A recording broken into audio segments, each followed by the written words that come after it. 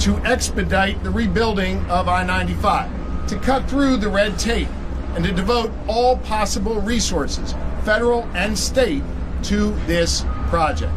We are going to show this great city, our Commonwealth, and the world the grittiness, the toughness, the ingenuity, and the capacity to get this road reopened as quickly as possible. And I want you to know we are already making progress.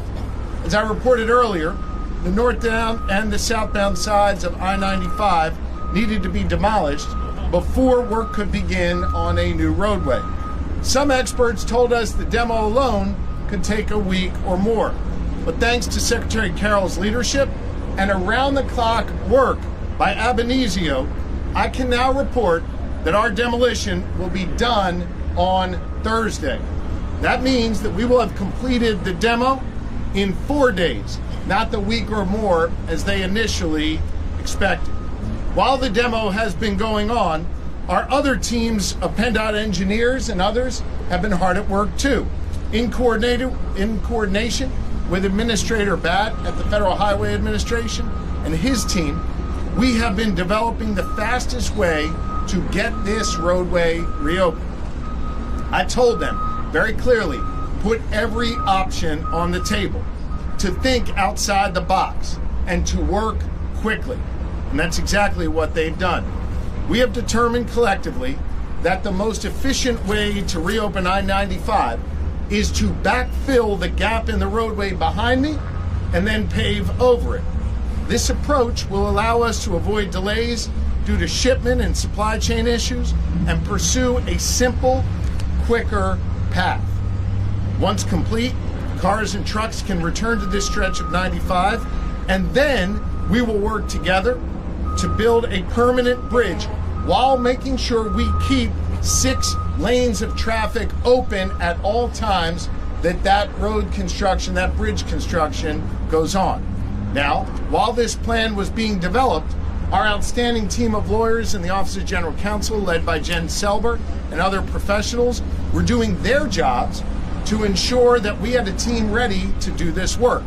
I can report that the Secretary of PennDOT has hired Buckley and Company, a Philadelphia-based contractor here with us today with extensive experience in this area. We have also been coordinating closely with Ryan Boyer and the Philadelphia Building Trades, who have pledged their members, yep, you can clap for Boyer. They have pledged that their members, many of whom stand behind me today, are prepared to work 24/7 to get this road reopened. They're doing that for this great city, for this great Commonwealth, and for our nation. That means around-the-clock work that you've seen going on here during the demo phase is going to continue until this road is reopened. Listen, Philly's a sports town, and I am a sports guy. I love to play, I love to watch, and I love to coach. And I am competitive as hell. I want to get this road reopened as quickly as possible. I'm competitive just like this great city. All of us here today, the trades and PennDOT, the city, the feds, this is our championship. And we are ready to go. And I am proud as hell to be on the team with all of these guys and gals standing behind me here today. This is a team sport. We're going to work together to show everyone that we can do big things in the Commonwealth of Pennsylvania. Listen, when y'all are sleeping in the middle of the night, when I'm sleeping in the middle of the night, these guys are going to be working on this road. When some of you choose to take a day and go down the shore, they're going to be working on this road 24/7 until this road is reopened. And I want you to know my administration is going to continue to be all hands on deck. We are going to leverage every single asset we have to get this done. Let me give you one example of what that means in real concrete terms. Under the leadership of Colonel Parris, our state police commissioner, who joins us here today, tomorrow, the Pennsylvania State Police is going to escort trucks carrying specially designed Pennsylvania-made fill. This is recycled glass aggregate. They are going to escort them from Delco up 95 to make sure that fill gets here as quickly as possible to put in that hole behind me and make sure not a single moment is wasted. All hands on deck. Our state police working together with our building trades, working together with Pennsylvania Fill to get this done. That's the fill they're going to use to basically build up the ground behind me to the surface level of I-95 so then they can lay the pavement. State police is going to make sure those trucks get through without delay and that fill gets dropped. All hands on deck. Getting I-95 reopened and repaired as safely and as efficiently as possible is our top priority. I want you to know we are all working our tails off. We cut through the red tape. We developed a creative plan, and we are executing. Under the leadership of Secretary Carroll, and with the support of our federal and local partners, and the talented trades workers right here in Philadelphia, we're moving full steam ahead. And we will work around the clock. Now, to chart our progress and give everyone here and everyone watching a sense of timing as we move forward, my team is setting up a 24/7 live feed so the public can watch I-95 be rebuilt in real time. That live feed will be set up and operational this week. This is government working for the good people of Pennsylvania. This is government working together with our proud partners in the trades. This is government working together at all levels. We have a lot to do, but we are going to get this job done. The person leading this effort for me at PennDOT is our great Secretary of Transportation, and I want to invite him up here now, Secretary Mike Carroll. Secretary.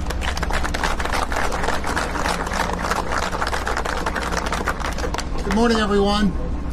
With the governor's wonderful leadership, we are assembled today to talk about our transition from the demolition of the bridge behind us to the next phase, and that is the reopening of I-95, as the governor said, with 3 lanes in either direction, north and south, while we move forward with a plan to reconstruct a new bridge. Essentially what we will have is we will have 3 lanes in each direction in the center area of the void behind us, and the outer area, 35 or so feet on either side, will be constructed with a new facility that will not impact the traffic that flows north and south on the 3 lanes. Once those are completed, then we'll transition the traffic to the completed new structure, excavate, remove the material that constitutes the fill, use that in another project, and then complete the reconstruction of the center part of the bridge. Once that's done, of course, then the Cottman Ave exit ramp will be reopened, and we will have completed the work. I am eternally grateful to the folks here on site, to the engineers in Harrisburg and in King of Prussia and our consultants. Everybody has done yeoman's work, and there's so much happening behind the scenes that you don't see.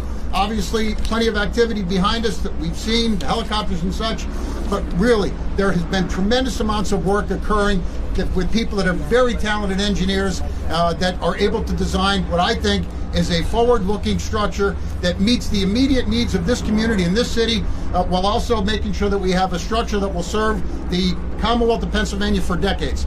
And so, Governor, thank you for your wonderful leadership. There's a great team behind me. I have made so many new friends here in Philadelphia with the folks behind me in the Philadelphia Police Department and Fire Department and the media.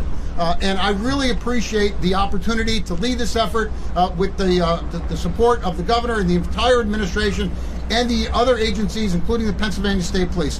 I will stop there and bring to the microphone Carlos Monje. He's our Federal Highway Administration partner. Carlos.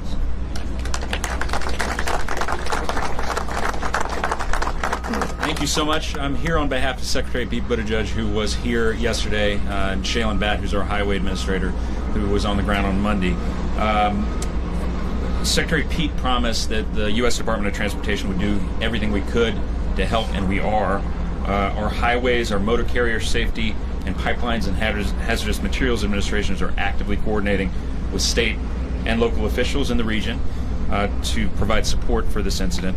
And just last night, our Highway Administration released $3 million to support PennDOT's traffic mitigation efforts, the demolition of the damaged structure that you see behind us, and the emergency repairs necessary to restore this essential traffic. This is a complicated and congested detour route for a facility that usually carries 160,000 cars a day. 8% of those are heavy trucks. We're a vital lifeline for our national economy. And we are making sure that Pennsylvania is clear, that they can get the expenses moving, and that money is not going to be a problem for this replacement. And we're coordinating with multiple state DOTs across the East Coast to ensure variable message signs and traffic information is available. New York, New Jersey, Delaware, and Maryland. We're coordinating with local authorities to help augment local transportation options. And finally, we're here on the ground assisting with the investigation of why this accident occurred. The National Transportation Safety Board, the NTSB, is the lead federal agency on that. I'd like to commend Governor Shapiro and Secretary Carroll for their flawless response, and really honored to be here with working folks and the union members who are behind us. And it's my pleasure to introduce Mayor Kenney. Thank you very much. And first, I'd like to share my deepest condolences with the friends and family of Nathan Moody, who lost his life in this incident. The medical examiner's office confirmed his identity last night. We are thinking of Mr. Moody's loved ones as they mourn this tragic incident and their terrible loss. Today, I also want to thank the governor and all the state and federal partners who have joined us in Philadelphia this week to assess and begin to address the impact of the I-95 collapse. I am very grateful for the immediate coordinated response by state and local partners who worked quickly and around the clock to create detours and supports for commuters, travelers, residents, and local businesses affected by the disaster. I want to note as an update that the Department of Commerce is working with Philadelphia Police Department to provide on-site access to local businesses near the I-95 bridge collapse for all employees, customers, and deliveries. If your business is experiencing access problems due to local road closures or detours, please contact the Department of Commerce Office of Business Services by calling 215-686-2100. That's 215-683-2100, or emailing business@phila.gov. We know that the impact of this incident also goes beyond our local economy, and the state and country depend on this major highway too.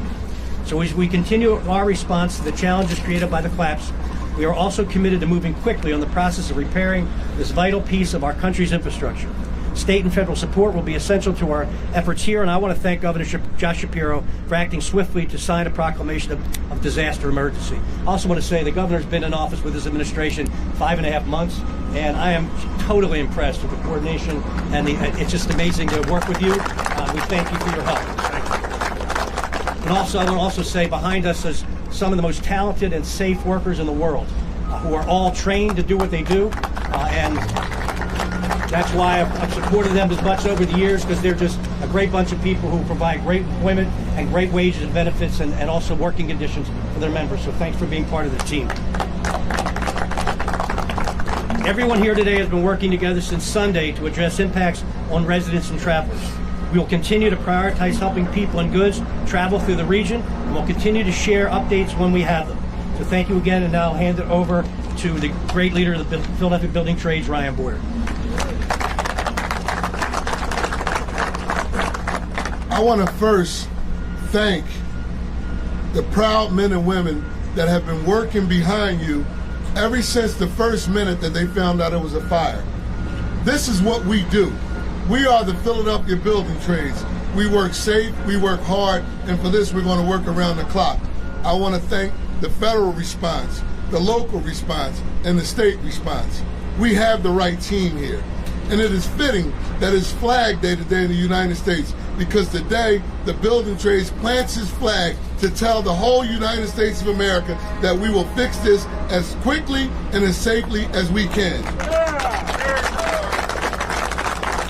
And I want to give a message to the businesses that are local. We know you're hurting. We heard what Mayor Kenney said. We heard what Secretary Carroll and Governor Shapiro said. We're also here for you. We will make sure that this is done as quickly and as cleanly as possible, because we understand what you're facing. But I wouldn't have it any other way than to go to battle with the men and women of the most highly trained, highly skilled workers anywhere in the world. That is the Philadelphia Building Trades Council. We have a commitment that this stuff that you call rain won't stop us. Wind won't stop us. Without it being an act of God, you'll see construction workers here every day, all day, and they will not cease to work until we get this bridge up and running safely. Thank you. Well, thank all of our partners here, and we'll do our best to answer your questions. Governor, when do you think you open it? How long do you think this will take? How much is it going to cost? We're going to be working our tails off on this. You'll have a live stream so you can track the progress. We'll be giving regular updates on our progress. I return to what I said a moment ago. They told us it was going to take a week or more on the demolition. We're going to have demolition done Thursday. We're working hard, we're working fast, and we're working safe. Could you ballpark it, Governor? Governor, could you ballpark it? I'll get your questions. Could you, I'll Governor, come back to you. Governor, could you at least ballpark it when you think you get your backfill in and pave and We're ready to working roll? as quickly as possible. The backfill will be here on site beginning tomorrow. We are not wasting a single second. These guys are going to be working 24/7, and you'll be able to watch that. Rosemary? The cost is being determined. The federal government has said they will cover the cost. We're working closely with them. I also signed a disaster declaration which freed up $7 million in immediate state money. Here's the bottom line. We will have a full accounting of the cost, and we will have every dollar we need to get this done. I-95 southbound at Common Avenue, I'm hearing that is reopened at Common Avenue. Is that correct? Any detour issues, I'm going to defer to the city. Mary, you want to? Okay, the other question is, we have two major events down in the Philadelphia Sports Complex this weekend coming up in a couple days. What would you suggest for people that are leaving? The city's taking the lead on announcing any detours. They're all being published on pa.gov/I-95 updates. You can check there. We realize this is a challenge for motorists. That's why these guys are working their tails off to get done as quickly as possible. Yes. For that backfill and paving, are we talking weeks or are we talking months? We are going to get this job done as quickly as possible. Governor, does 6 weeks sound like that's doable? We're going to get this job done as quickly as possible. Jeff, you're real good at this, man, but I'm not bad at it either. So I'm not going to engage. We're going to get this done as quickly as possible. Listen, there is no team I'd rather be going to bat with than these guys behind me here. They're going to work fast, they're going to work safe, and we're going to make sure the public sees their progress and provide you with updates as we go forward. Governor, how do you get this northbound exit, was it up to current standards at the time of the crash? Mr. Secretary? Yes. Yes, it was, and the bridge was structurally sound. The bridge was only 10 years old. Is there a waiver issued for this left turn exit? I'd have to double check that. There are many left turn exits on interstates in our state, as there are in other states. Governor, this is your first emergency declaration since... I just can't hear you. This is your first emergency declaration since the constitutional change to limit your power. What happens after the 21 days? I'm confident lawmakers will give us whatever help, support, resources we need in order to see this job through.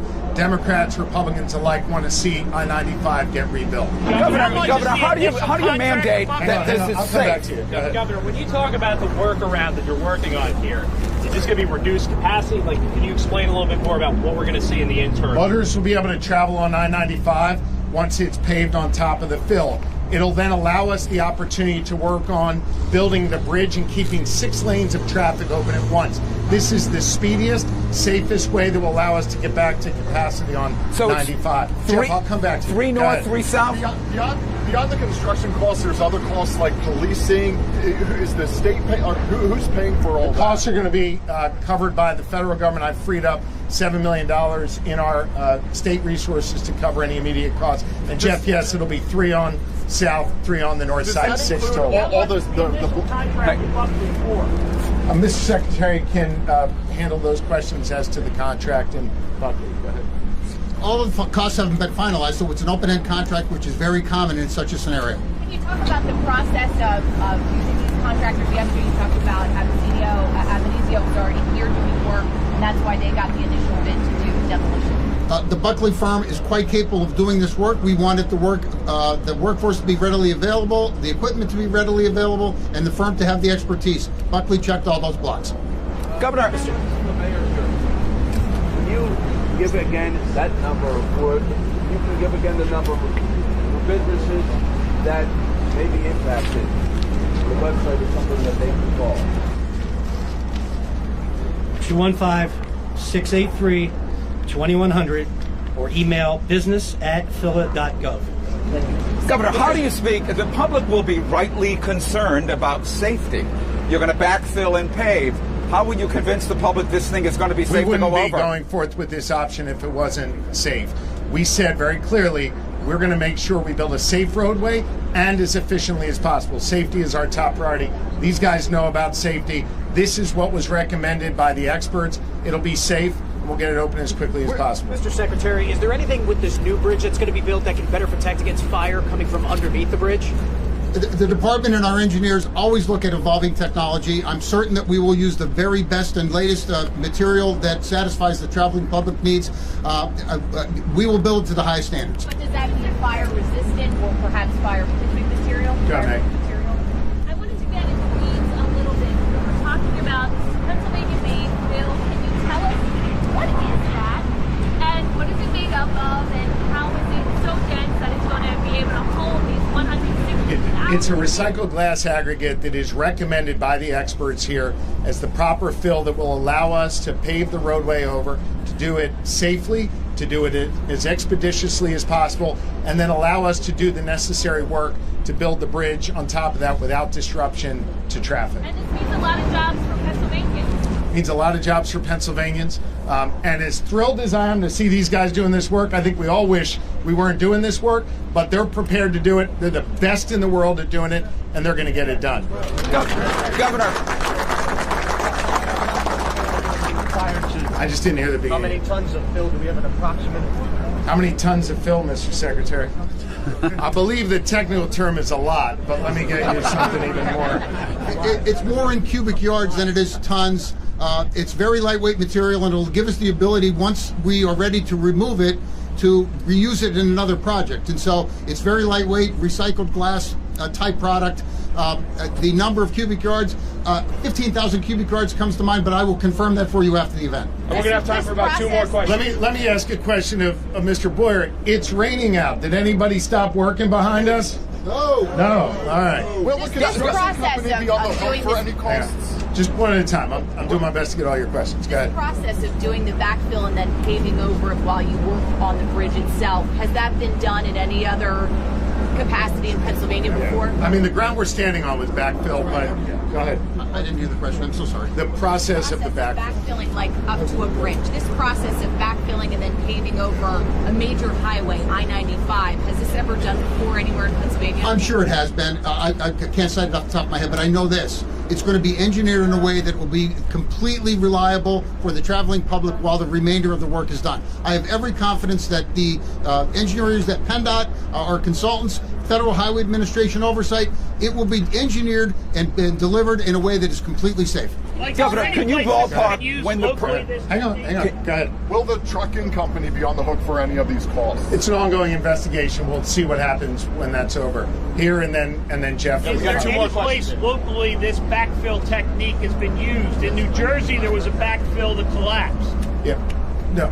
The backfill has been used on 95. We will get you specific examples of where it's been used. When will you, and can you ballpark when you have the permanent 95 back in place? When you've done the outside and the inside and you can get up there and open that baby up? Does it count as a final question if he asked that question 3 times? No, sir. I asked about the temporary fix. We are working the full fix. By doing it this way, we said we were going to think outside the box. We're going to be creative.